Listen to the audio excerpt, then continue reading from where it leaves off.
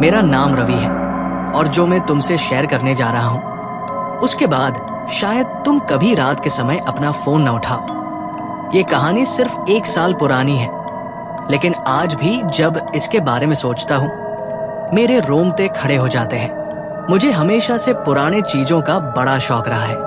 पुरानी घड़ियां, पुराने LP रिकॉर्ड्स और हाँ, पुराने लैंडलाइन फोन्स। एक दिन फ्ली मार्केट से मुझे एक पुराना रोटरी डायल फोन मिला। बहुत पुराना, लेकिन एकदम सही कंडीशन में। मैंने बिना सोचे समझे ले लिया और घर ले आया। उस रात जब मैं फोन को अपने बेडरूम में रखा और सोने चला गया, तभी एक अजीब चीज हुई। रात के करीब 1:03 फोन की घंटी बजने लगी। पहले तो मुझे लगा कि शायद कोई गलती से कॉल कर रहा है, लेकिन फिर मुझे याद आया कि ये तो एक डिस्कनेक्टेड फोन है, इसका बजना तो नामुमकिन था। धीरे से मैंने रिसीवर उठाया। हेलो, मैंने हल्की सी हेजिटेशन के साथ कहा। लाइन के दूसरे तरफ एक लड़की की आवाज थी, हल्की सी घबराई हुई। क्या तुम मेरी मदद कर सकते हो?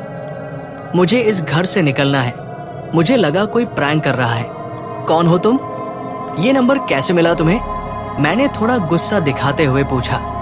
लड़की ने रुक रुक के डरी हुई आवाज में कहा, मेरा नाम अंजलि है। मैं इसी घर में हूँ, बस अलग समय में। मुझे समझ नहीं आया कि ये क्या कह रही थी। मैंने सोचा शायद कोई पागल बना रहा है या शायद स्कैम करने का नया तरीका होगा, तो मैंने बिना जवाब दिए फोन काट दिया। लेकिन अगले दिन रात फिर वही कॉल आई और इस बार अंजलि की आवाज और ज्यादा घबराई हुई थी। प्लीज मेरी मदद करो, वो मुझे ढूंढ रहा है, वो मुझे मार देगा। मुझे ये अजीब लगा। मैंने उससे और पूछा और ध्यान से सुना तो उसकी आवाज एकदम मेरे घर के एक कोने से आ रही थी, जैसे कि वो मेरे घर के किसी दूसरे हिस्से से बात कर रही हो।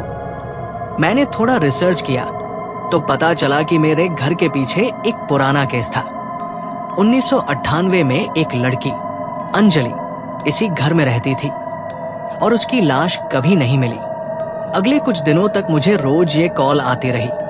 हर रात एक नया राज, एक नया डर। मैंने सोचा कि शायद मैं मदद कर सकता हूं, तो मैंने उससे उसके खूनी का नाम पूछा। वो राजीव है, मेरे पापा का दोस्त था। मैं उस नाम को सुनते ही शॉक हो गया। राजीव, एक आदमी जो मेरे डैड का दोस्त था, जो अभी भी हमारी फैमिली फ्रेंड लिस्ट में था। मैंने पुराने न्यूज़पेपर रिपोर्ट्स देखे तो पता चला कि अंजलि की माँ भी एक दिन अचानक गायब हो गई थी। मुझे यकीन नहीं हो रहा था, लेकिन मैंने ठान लिया कि इस फोन कॉल के पीछे का सच जानकर रहूंगा। मैंने पुलिस रिकॉर्ड्स देखे और जो कुछ भी सामने आया उसने मेरी रातों की नींद उड़ा दी। अंजलि की माँ की लाश घर के बेसमेंट से मिली थी।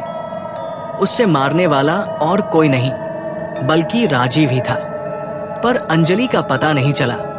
एक रात मैंने उससे कहा, मैं तेरी मदद करूंगा, बता मुझे क्या करना है। उसने कहा, मुझे सिर्फ एक चांस चाहिए।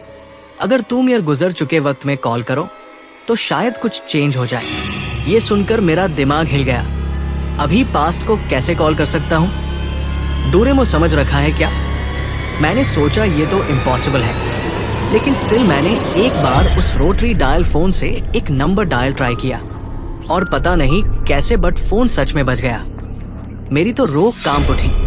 आगे क्या हुआ ये एक ऐसा सच है जो मुझे कभी नहीं कहना चाहिए, लेकिन अगर तुम इस कहानी को सुन रहे हो तो एक एडवाइस है।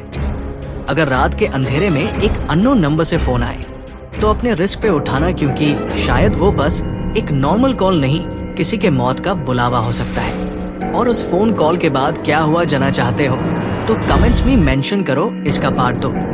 ऐसे ही वीडियोस के लिए सब्सक्राइब करो। The cursed soul.